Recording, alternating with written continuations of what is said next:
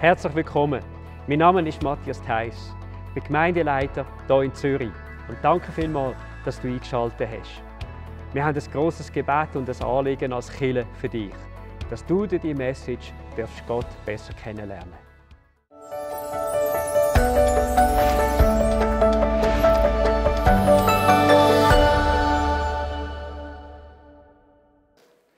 Alright, hey, guten Morgen miteinander, auch von meiner Seite.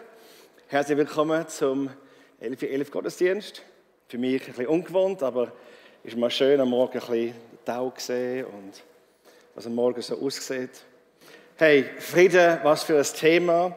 Wir haben eine Zeit der Welt, wo wir jetzt drin sind, wo wirklich das sehr braucht. Und ich weiß, es ist ein Riesenthema. Die Welt sucht sie verschiedene Wege. Wir wissen nicht genau, haben wir es nicht? Ist es ein Gefühl, ist es eine Emotion, ist es einfach nichts? Wie geht es um das? Wie geht man weiter mit dem? Alle sehnen sich danach natürlich, aber wie gesagt, viele Menschen erleben das nicht. Die Schweiz ist leider führend in vielen Sachen, wenn es um Psychologie geht, Burnout, all die Sachen in Europa, immer in den Top 3. Jeder dritte, fünfte Schweizer muss mal zum Psychiater Hilfe haben. Das sind aber Statistiken, die sehr stärker werden, grösser werden jetzt in dieser Corona-Zeit. Ich habe einen Kollegen von mir, der so eine Kummernummer managen und er hat gesagt, die Gewalttätigen, die Ehe und Kinder und so, 400-500% aufgeschossen jetzt während der Corona-Zeit. Es ist eine crazy Zeit, wir wissen das alle. Wir brauchen Frieden. Ich weiss nicht, wie ihr Frieden sucht oder wie es bei euch so geht, aber ich habe jetzt mal gesehen vom Internet, dass der Prinz Charles auch Friedenspfeife geraucht hat und seinen Frieden irgendwie so wieder hat finden. Ein bisschen Humor dort, aber ich weiss nicht, wie er es im Alltag findet, aber es ist halt schon etwas gewesen, so eine Friedenspfeife rauchen. Ich weiss noch, als Kind haben wir einmal die Lianen geschnitten und geraucht. Alle Lianenraucher draussen? Okay. Also für mich als Nie-Raucher außer die Lianen ist es eigentlich sehr schwierig nachzuvollziehen, wie Rauchen etwas relaxing kann sein. Aber ich habe gehört, dass die älteren Frauen in Havanna in Kuba gerne mal so eine Havanna-Zigarre rauchen und das sie anscheinend sehr dort beruhigen. Ja. Für mich und uns als Christen, wir wissen ja, dass eigentlich die Ruhe ist eine tiefe Ruhe, eigentlich nicht irgendwie eine Kopfruhe, es ist eine tiefe Ruhe im Herz. Es ist etwas, wo wir da unten wissen, dass Jesus mit uns übereinstimmt. Dass der Heilige Geist nicht irgendwie nervös wirkt über etwas, aber dass er zusammen in Übereinstimmung ist mit uns. Und darum sollte man ja nie einen wichtigen Entscheid treffen, ohne dass man den Frieden spürt. Es ist nicht irgendwie etwas im Kopf oben, wo es ein bisschen ruhig wird für eine Zeit lang, oder wir haben uns irgendwie alle können überreden, dass es eine gute Lösung ist oder ein guter Entscheid ist. Nein, etwas, was wir wirklich im Herz haben, wo wir wissen, da stimmt es einfach. Ich weiss, bei mir persönlich, ich habe einige Sachen erlebt, wo der Frieden wirklich voll zerstören. Ich weiss einmal, in Afrika bin ich überrascht worden mit ein paar Truppen, die mit Gewehr wirklich ins Gesicht hineingeschossen und angespeuzt und hätte eine Krise können sein. Aber im ganzen Krise ist es aber sehr ruhig gewesen. Ich habe Peace gefühlt, Frieden gespürt. Ich weiss noch, als ich in einem brennenden Flugzeug war, das war auch nicht so cool, aber trotzdem auch dort, ich habe gewusst, es wird okay sein, es wird gut kommen. Es war eine Ruhe, eine tiefe Ruhe. Wo meine Tochter uns die Nachricht gegeben hat, dass sie, bevor sie geheiratet hat, schwanger ist, das war für mich ein grosser Upset, ein grosses Chaos. Aber auch dort habe ich gewusst, es ist eine Ruhe da, der Herr hat es im Griff. Auch wenn ich es nicht checken tue, es wird gut kommen. Das sind Sachen, die wir wissen müssen. Der Herr, wie gesagt, es ist nicht etwas, was im Kopf Sinn macht, es ist etwas, was da unten einfach stimmt. Ich weiss noch, vor fast 30 Jahren haben wir unser erstes Haus gekauft und sind ganz stolz gewesen, junge Familie. Und dann durch einen Kollegen, den wir vertraut haben, hat er uns finanziell in Ruin gebracht und das Haus haben wir verloren. Auch dort Chaos und was passiert und Zukunft und Unsicherheit, aber wieder einfach eine Ruhe, eine Tiefe, Frieden, wenn ich gewusst habe, es wird gut kommen, alles wird okay sein im Herrn. Ich möchte mal euch zeigen, wie das aussieht in der Bibel. Was sagt die Bibel zu dem? Und gehen wir mal zum Kolosserbrief, weil jetzt in der Serie Jesus ist ja eigentlich der Kolosserbrief unser Text. Und wir sehen hier in Kolosser Kapitel 1, Vers 15, ich will ein paar Sachen ein bisschen betonen. Und man sieht dort, dass Jesus gross gemacht wird vom Paulus. Und gerade jetzt kann ich auch euch sagen, wenn immer ihr in einer Krise seid, macht Jesus gross und die Krise wird ganz klein werden. Das werdet ihr auch jetzt sehen in diesen Schriftstellen. Vers 15. Christus ist das Bild des unsichtbaren Gottes. Er war bereits da, noch bevor Gott irgendetwas schuf. Er ist der Erste aller Schöpfung. Das heißt nicht, dass er Schöpfung ist selber, aber er ist vor aller Schöpfung. Vers 18. Durch ihn hat Gott alles erschaffen, was im Himmel und auf der Erde ist. Alles, er machte alles, was wir sehen und das, was wir nicht sehen können, ob Könige, Reiche, Herrscher, Gewalten, all die verschiedenen Autoritäten. Alles ist durch ihn und für ihn erschaffen. Er war da, noch bevor alles andere begann. Und er hält die ganze Schöpfung zusammen. Das ist sehr powerful. 18. Christus ist das Haupt der Gemeinde und die Gemeinde ist sein Leib. Er ist der Anfang und als Erster von den Toten auferstanden, damit er in allem der Erste ist. Ohne Zweifel. Paulus macht das so deutlich und klar, wo Jesus steht. Denn Gott wollte in seiner ganzen Fülle in Christus wohnen. Und durch ihn hat er alles mit sich selbst versöhnt. Durch sein Blut am Kreuz schloss er Frieden mit allem, was im Himmel und auf Erde ist, also das Unsichtbare und das Sichtbare. Und darin seid auch ihr eingeschlossen. Halleluja. Obwohl ihr früher so weit von Gott entfernt war, ihr wart seine Feinde und eure bösen Gedanken und Taten trennten euch von ihm. Doch nun hat er euch wieder zu seinen Freunden gemacht. Durch seinen Tod am Kreuz in menschlicher Gestalt hat er euch mit sich versöhnt, um euch wieder in die Gegenwart Gottes zurückzuholen und euch heilig und makellos vor sich hinzustellen. Und Vers 23, ihr müsst allerdings in dieser Wahrheit festhalten. Sagt mal festhalten. Und euren Glauben bewahren. Sagt bewahren. Weicht nicht von der Hoffnung ab, die euch geschenkt wurde. Und als ihr die Botschaft von Jesus Christus gehört habt, diese Botschaft ist in der ganzen Welt verbreitet worden. Und ich, Paulus, wurde von Gott berufen, sie zu verkündigen. Wow, was für ein Bild von Jesus, das er gemacht hat, das er uns gemalt hat. Wie groß, wie mächtig, wie wichtig, wie einfach zuerst best alles war. Und das ist etwas, was er ganz bewusst uns sagt. Wir sehen 3 Sachen in diesem Text. Wir sehen seine Göttlichkeit, dass er das Haupt über alle geistlichen Sachen ist. Das heißt, alles, was unsichtbar ist, er ist der Herrscher darüber. Er hat seinen Brief. Er ist dort, wo in charge ist. Seine Kontrolle sieht man auch dort. Über den Kosmos, über Naturgesetze. Ich meine, Schwerkraft, er ist auf dem Wasser gelaufen. In der Auferstehung ist er durch die Wand durchgelaufen. Ich meine, er ist über alles und hat auch alles unter sich. Und seine Majestät ist sicher dort auch drin gesehen, in Bezug von seiner Gemeinde, vom Leib oder auch von seinem ewigen Plan. Egal wie chaotisch unsere Welt ist, deine Welt ist, er hat einen Plan. Und der Plan wird zum Schluss ein gewinnender Plan sein. Ihr könnt die letzten paar Seiten in der Offenbarung lesen. Wir werden gewinnen. Amen. Das ist eine gute Nachricht für die jetzt noch am Aufwachen sind. Okay. Hey, ich habe euch einen Filmclip mitgebracht. einmal zum sehen, wie mächtig, wie groß, wie majestätisch Jesus wirklich ist. Genießt den Filmclip.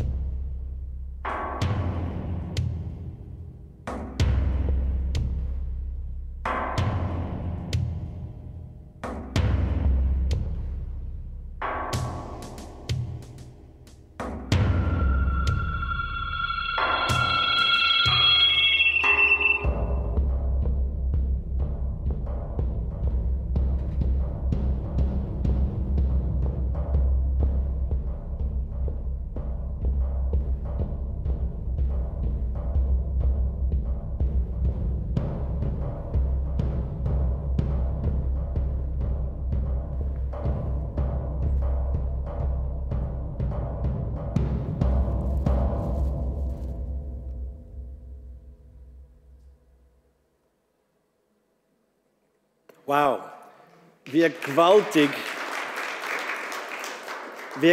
zum sehen, wie mächtig Jesus ist. Wie er ins Detail, weit raus, weit innen, alles im Griff hat, alles Schöpfung kreiert hat. Es ist einfach stark. Und das, liebe Freunde, ist eigentlich, dass Jesus die höchste Regierung ist und hat alles in der Kontrolle über alles. Das ist unsere Grundlage für den Frieden.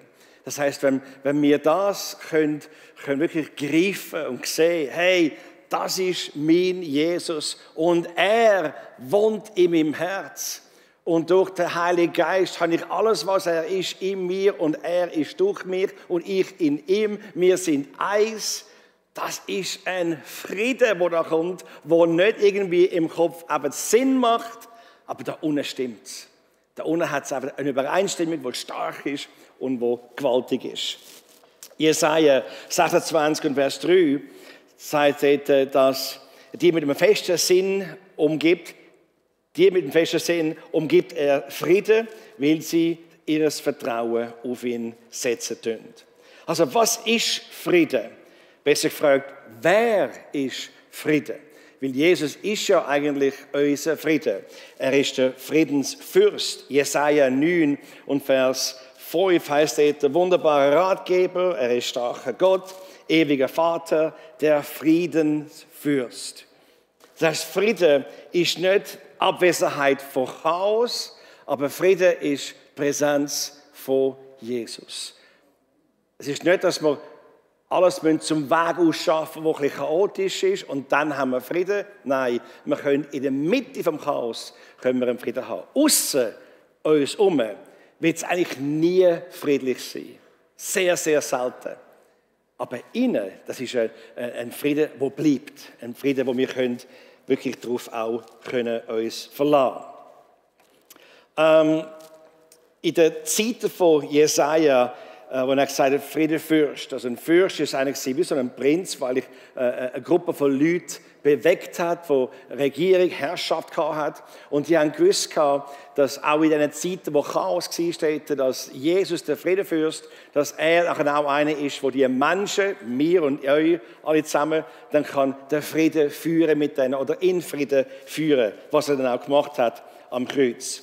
Im Hebräischen sagt man ja Shalom, wenn man sich grüßt. Und das Wort ist nicht nur irgendwie Grüezi miteinander. Das Wort Shalom ist ein bisschen voll eigentlich.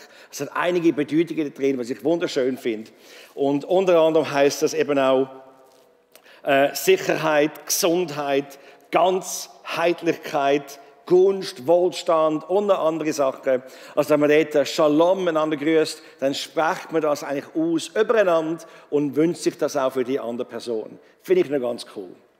Im Griechischen ist es ein bisschen anders gewesen. Das Wort dort ist nicht als Begrüßung genommen, Irene, und es ist mehr in Bezug auf einen Lebensstil oder ein Lebensziel, dass man dort sagt, hey, ich will, dass du so lebst. Matthäus, wissen wir dort im Kapitel 5, Vers 9, wo es heißt, glückselig die Friedensstifter, sind die Friedensstifter, denn sie werden Gottes Söhne heißen. Das heißt, wie das Seligspreisige ist es mehr ein Lebensziel. Hey, wenn wir so die Glückseligen sind, die Friedensstifter sind, dann können wir das auch natürlich auch ausleben. Und im Neuen Testament ist es mehr, wenn man den Frieden hat, ist es eigentlich ein Zeichen, dass man Jesus hat. Das heißt, wenn ihr in der Mitte vom Chaos wirklich ruhig bleibt, Frieden habt, dann werden die Leute um euch herum denken, wie kannst du in deiner Krise so ruhig bleiben? Wie kannst du so friedlich sein, wenn um dich herum alles crazy geht? Und das ist etwas, was sehr attraktiv ist für eine Welt, die diesen Frieden nicht hat. Und darum ist es so wichtig, dass wir diesen Frieden auch wirklich umarmen und nicht irgendwie loslassen, aber dass wir ihn auch üben können, dass wir ihn auch jeden Tag umsetzen können. Im Galaterbrief ist sogar gesagt, dass Friede ja eine Frucht vom Geist ist. Und wie alle anderen Frucht vom Geist, wie macht man das? Wie tut man das? Erstens mal tut man es wählen. Ich wähle Frieden. Ich wähle in Liebe zu wandeln. Ich wähle Freude zu haben. Es ist mein Entscheid. Es ist nicht etwas, wo Gott auf mich forciert oder wo der Heilige Geist mir irgendwie den Arm drüllt. Jetzt machst du das. Nein, es ist mein Wille. Es ist mein Entscheid. Und wenn ich das entscheiden tue, wie es im Römerbrief heißt, wo man Jesus annimmt, was heißt das? Es heißt, dass wir es im Herz glauben tun und mit dem Mund bekennen. Ich glaube es, ich bekenne es. Und so bewegt man Sachen im geistlichen, im unsichtbaren Raum, Himmel und Erde, wie es gesagt hat. Das heißt, bei der Frucht vom Geist und beim Frieden auch genau das Gleiche. Ich glaube an Frieden, ich weiß, er ist der Frieden und ich bekenne das. Herr, danke, dass du mein Frieden bist, dass du mein Felsen bist, meine Ruhe ist, in der Mitte von einem Chaos, in der Mitte von einem Problem. Danke, dass du da bist. Und der Frieden ist mein Anker. Ich weiß, es wird gut kommen. Im Römerbrief auch, Kapitel 8, Vers 28, wissen wir, dass alles gut wird kommen zu denen, die nach ihm leben und mit ihm unterwegs sind. Und das ist etwas, wo wir können wirklich in Anspruch nehmen können. Er hat es am Kreuz gemacht für uns. Er hat es am Kreuz den Preis gezahlt, damit du und ich den Frieden geniessen können. Das ist gewaltig. Ich habe kein Amen da bekommen, aber die Heim Livestream können wir als Amen geben für das. Es ist so wunderbar, die Nachricht. Zürich Lounge, sind ihr dabei mit uns? Ja, Amen, so gut. Alright. Hey, in Epheser 2, Vers 14 heißt, er ist unser Frieden. Er, Jesus, er ist unser Frieden. So, wie kann ich den Frieden dann jetzt auch bewahren? Ich weiss, der Find will nichts anderes mehr, als dass ich den Frieden verliere. Er will, dass ich in Panik komme. Er will, dass ich im Zweifel bin. Er will, dass ich Sachen nicht verstehe. Dass ich in zwei Sinnen bin. Mal so denken, mal so denken. Er will, dass ich nicht klar bin. Er will, dass ich irgendwie unstabil bin im Leben. Das wünscht er sich und darum rührt er mir alles in den Weg. Aber ich wähle. Jesus, du hast den Frieden am Kreuz erschaffen. Du hast ihn mir geschenkt. Ich kann das bekommen im Package mit Jesus. Habe ich also Frieden im Herz. Er, der Friedenfürst. Jetzt muss ich es eben rausnehmen. Jetzt muss ich es leben, können umsetzen und sagen, weißt du was? Egal was passiert, ich habe Frieden. Egal was passiert, ich wähle den Frieden. Nicht Chaos, aber den Frieden. Und wie kann ich das bewahren? Römer 5 und Vers 1. Da wir nun gerechtfertigt worden sind aus Glauben, so haben wir Frieden mit Gott durch unseren Herrn Jesus. Ich glaube. Wir sind die Gläubigen. Wir glauben an etwas. Wir glauben, dass wir Frieden haben durch Jesus. Nicht irgendwie, wie fühle ich mich jetzt? Ist meine Emotion mehr Angst? Ist meine Emotion mehr ein bisschen Zweifel? Was denke ich? Es ist nicht eine Emotion, nicht ein Gefühl, es ist eine Tatsache. Ich habe Frieden geschenkt bekommen. Es ist tief verwurzelt mit Jesus in meinem Leben und ich werde das praktizieren. Ich werde das wählen und ausleben. Und darum ist es so wichtig, dass wir jetzt am Kolosser, wo wir jetzt anschauen, Kolosser 1, Vers 20 und jetzt am Schluss noch, heißt es, durch ihn hat er alles mit sich selbst versöhnt. Durch sein Blut am Kreuz schloss er Frieden mit allem. Schloss er Frieden mit allem. Das heißt, egal was passiert in dem Leben, es gibt Frieden. Egal was kommt. Ich weiß noch, wo ich den Anruf bekommen habe, ich bin im Flughafen in Amsterdam, am Durchflug von Afrika auf Amerika. Sandy war schwanger und sie war die Haie in Afrika dort mal. Und ich mit dem Justin unterwegs, mit dem Erstgeborenen, er war noch ganz klein, das Buschi. Und ich war im Halbschlaf, weil um 6 Uhr kommst du an, um 11 Uhr schaust du wieder ab am Abend. Dort so gesessen in dieser Transithalle und höre meinen Namen ausgerufen auf den Lautsprecher. Und denke, okay, das ist mein Name. Bin ich hingegangen zum Schalter und gesagt, ja, ich bin der Desmond. Und sagt sie, okay, Frei. Ah ja, da, Frei Desmond. Ihre Frau Botschaft gegeben, sie hat das Baby verloren. Also gerade kalte Dusche, wie ein Schockschlag kommt dort. Und sicher für die ersten paar Minuten haut es dich ein bisschen um. Aber ich muss sagen, bevor ich die Zähne zurückrufen konnte, haben wir so einen Voucher gegeben, zumal ich musste eine spezielle Karte einstecken, um sie anzurufen und zu sagen, weißt du was, Henny? Erstens mal, geht es dir gut? Ist es okay? Hast du Schmerzen? Wo bist du? Was machst du? Und natürlich auf der zweiten Seite dann auch, aber meine Ermutigung, lass mal, Schatz, es wird gut kommen. Wir haben nicht alle Antworten, wir wissen nicht jetzt gerade, was oben und unten ist, aber wir wissen, es wird gut kommen. Wir haben Frieden. Wir lassen das uns nicht irgendwie aus der Bahn hauen, dass Jesus irgendwie uns im Stich gelassen hat. Nein, es geht weiter. Wie? Ein bisschen unsicher, aber ich glaube. Ich weiß, er ist treu. Ich weiß, er bleibt mit uns. Ich weiß, er versorgt uns. Ich weiß. Und all das Wissen, der das Kosmos geschafft hat, der alles im Griff hat, der majestic über alles ist, er in mir sagt, es wird gut kommen. Verstehst vielleicht nicht alles jetzt, aber es ist gut. Es wird der Friede bleiben. Ich will, dass ihr mal die Aussage rasch euch ins Herz nehmen. Und zwar Folgendes, was ich glaube sehr wichtig ist, sowieso jetzt, wo mit Instagram und alle verschiedenen Leute texten und Selfies und so weiter und Likes und alles. Der Einzige im ganzen Universum, dessen Meinung tatsächlich zählt, ist begeistert von dir.